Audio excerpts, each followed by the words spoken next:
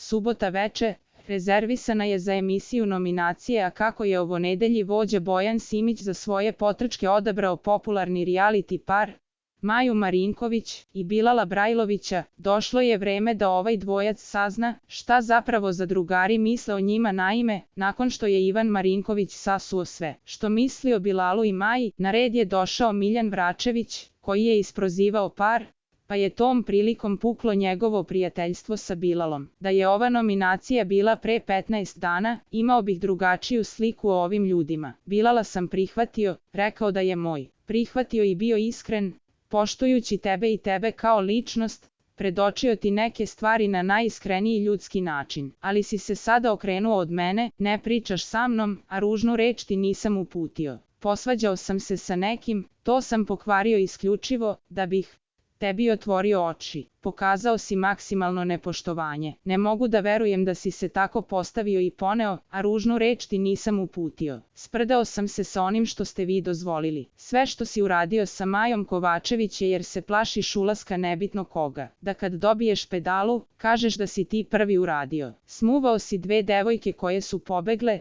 koje su lepe kao ja. Tvoj maksimum su bile one, kad si ušao sa Majom u vezu, sebe si iznenadio i izgubio rezon. Maja je ušla u priču sa tobom iz zezancije, sa Markom joj je bilo dosadno, a sa tobom ovo sad vozi, jer ti nije dovoljno vratila. Mene si izneverio. Što se mene tiče, nikad nećeš više pričati sa mnom, rekao je Miljan.